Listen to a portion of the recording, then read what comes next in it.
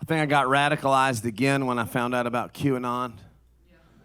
Yeah, I know we all know what QAnon is, but do you know the conspiracy theories? Some of them are more prominent. You might know about Pizzagate. They think that Hillary Clinton was trafficking children out of the basement of a pizza place that doesn't have a basement. And I can understand how you would find that very believable if you think that an elderly man can get hit in the ear with an AR-15 round and not have a scratch.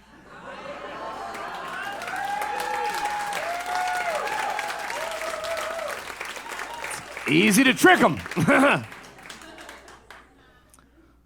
But there's more. They think that JFK Jr. is still alive. They think that Michael Jackson is still alive. I think that they are alive together in like the in-between place. And that they're gonna come back. I think maybe they're gonna come back together and save maybe not us, but they're gonna save somebody. They believe some crazy shit. And you probably shouldn't go down the rabbit hole because it'll make your life worse, but I did. I went down the rabbit hole.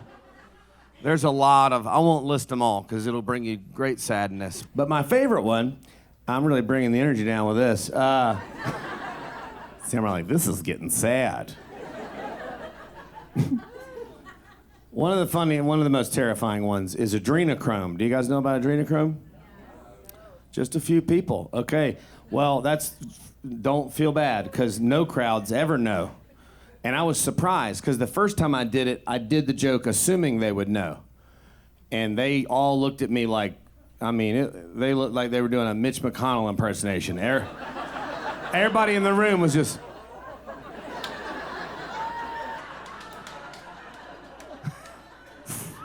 frozen in time, you know?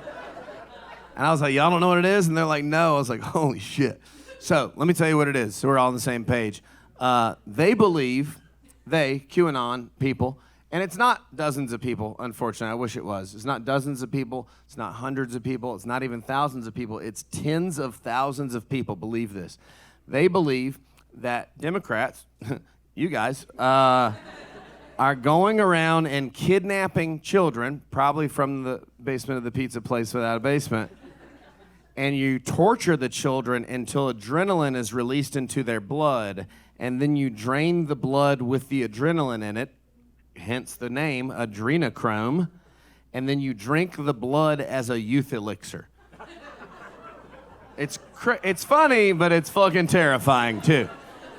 They believe that we are all going around drinking adrenochrome kid blood youth elixir. Right? And I'm like, that's clearly not true, or we would have given some to Joe Biden. You know what I mean? Like, right? Listen, I like Joe too. I'm riding with Biden, but we would have given him some of that youth elixir, wouldn't we have? We would have been like, Paw. Get that adrenochrome. Finish that Red Bull before you go out there. And just be like, man, shut up. Just go, man, shut up. You're gonna win.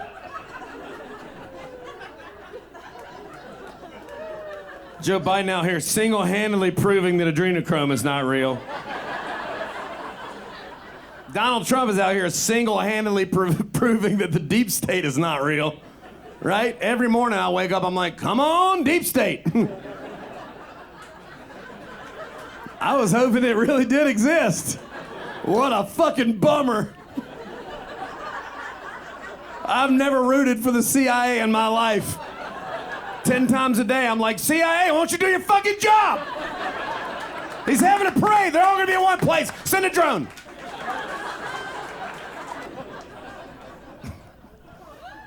Now we all feel bad for Donnie, right? Okay?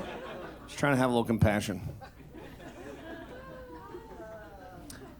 People, one of the other times I got radicalized is I actually got some kids. I didn't mean to. I like kids. I never wanted any of my own. You know, I'm more like the fun uncle. Show up 5 times a year, throw you in the pool, drink too many margaritas, sleep in the van. You know what I mean? I'm not the guy you count on to fund a college account. You know, it's just not. People don't think of me when they think of stability. That's not really my bag. But I never wanted kids, but their mom is really hot, and so now I have kids. And I love them. I'm thrilled. I mean, and I love them so much. But I had to really think about it. I had to give it a lot of thought. I didn't want to break anybody's heart. I certainly didn't want to break 3 people's hearts at once. I had to make sure I thought I could do it. And once I decided I thought I could at least try, I went for it. And that was 4 years ago, roughly. But when I met them, yeah, thanks. Yeah, it's cool. They just now realized why I'm around. It's kind of crazy. Because we didn't want to rush them. We didn't want to push it on them. We thought we were being conscious parents, We thought we were like doing some enlightened parenting. And it turns out we were just being we were like putting way too high of expectations on these kids. We're like, they're going to figure it out. We'll let them call me whatever they want to call me when they decide. And we realized not long ago they had no fucking idea what I was doing there. Because the 7-year-old, he's 7 now, he's 3 when I met him. He's autistic, and he's the sweetest, cutest kid you ever seen in your life. But he's like a cat, He's like a cat that you really want to pet, and he doesn't really want you to pet him. I'm always like, you want to ride bikes? And he's like, no, Legos. Like he doesn't care. The only person he cares that is alive is his mom. I'm like a distant 16th place. He'll go days without acknowledging my existence, And I'm always like, hey, bud, hey, okay, all right, we'll see you tomorrow, And the big brother's the other way. He's a hyperactive puppy with attachment issues. He's just like, hey, what's it? Watch this, watch, hey, watch, hey, watch. Mom, watch. Cliff, watch. Watch this, watch. Are you watching? Watch. And then you go, okay, bud, what is it? And he'll go. You're like, dude, that is fucking amazing, bro. You killed that. This one night at dinner, he comes and sits down right beside me, and he goes, I want to sit beside my stepdad. And I was like, oh, he'd never called me that before. And I was like, oh my God, he figured it out. And I looked at her and she was like, she goes, they kind of started asking me like what your deal is. This is after like 3 years. They were like, so what's up with this dude? She was like, he's kind of like your stepdad. And they were like, oh, holy shit, man. That makes total sense now that I think about it. Oh, I thought he worked for us or something. I didn't know.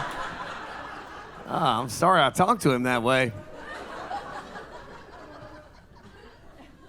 But the night that I fell for them, I'd already fallen for their mom, but and I was really starting to like love these kids. And that same kid, he was 3 at the time, she's putting him to bed. We were all sitting on the couch, and she goes, I'm gonna go put him to bed.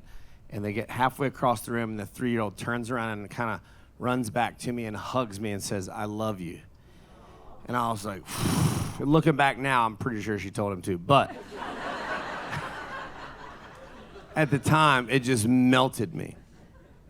And then the big brother was like, love you too, dog. He didn't want to be shown up by his little brother.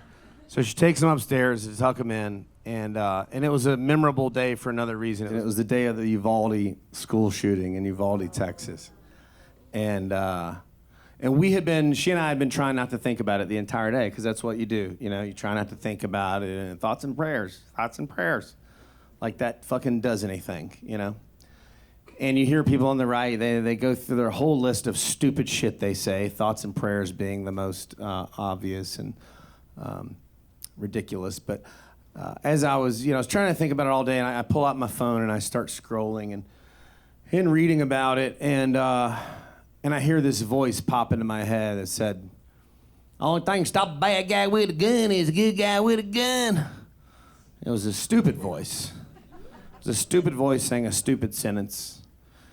And I kept scrolling, and I read that there were 167 good guys with guns that did nothing for an hour and 9 minutes while 19 people lost their lives. And I just thought, what a fucking stupid thing to say. That's something that nobody should say anymore. And I thought about these kids. And I thought about how I wasn't really even trying to have kids. I'm so glad that I do now. I love them so much, but I wasn't. I was deliberately trying to be kidless, you know? Just didn't work. And I think about these parents, some of these people, all they ever wanted was kids. Some of these people, the number one thing they wanted in their lives was to be a parent. And they sent those kids to school to learn how to read or spell or add, and they're not gonna come home. And it just broke my heart in a profound way. And I guess it was the moment that I sort of started to get at least a glimpse of what it really feels like to be a parent on one of those days. And she came back downstairs, and I was sobbing. I wasn't crying, I was sobbing. I was heaving, sobbing. And she sat down beside me, and she was like, what's going on? And I said, I just think about it, like, something happened to these kids, you know? And like, I don't know where I would get my adrenochrome.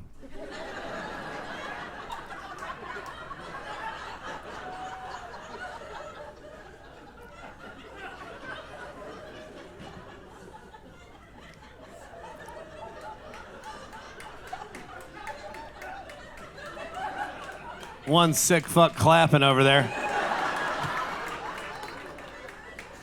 But I got mad reading about these armed officers, these people standing outside the building with guns and did nothing. Standing outside that building doing nothing, those fucking cowards.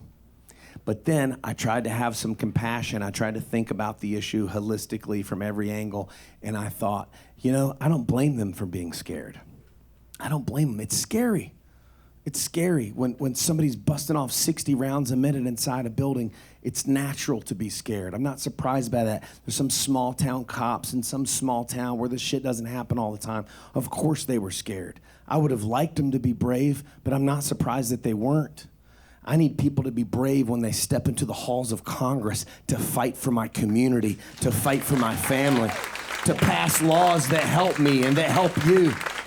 To stand up to fascists and Nazis and white supremacists, to protect the Constitution, to fight for what this country was founded on and what it's never been, but what it could be. That's when I need people to be brave.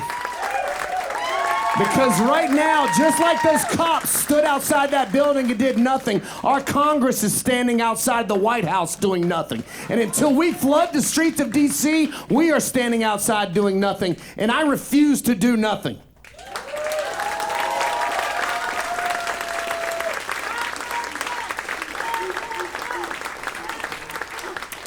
And saying all that to say this, I would love it if you and everybody you know would join me in Washington, D.C., June the 6th. We're going to have a veteran-centric protest on the National Mall. Dropkick Murphys is playing a full set. We have a bunch of other really exciting guests that we're not announcing yet. I'm going to try to do a comedy show somewhere, sometime during that weekend around D.C. I'm also going to organize a Heritage Foundation protest that same weekend and a Fox News and CNN protest that same weekend. So, and I don't want thoughts and prayers. I want courage and leadership. I don't want thoughts and prayers. I want plans and action. I don't want thoughts and prayers. I want people to have a fucking spine and stand up for this country. Because they're breaking every single rule that this country has ever been governed by, and we're still worried about making sure we have permits for our protest in the park. It's time to fight these fascist fucks. Thank you. I love you. I'll see you later.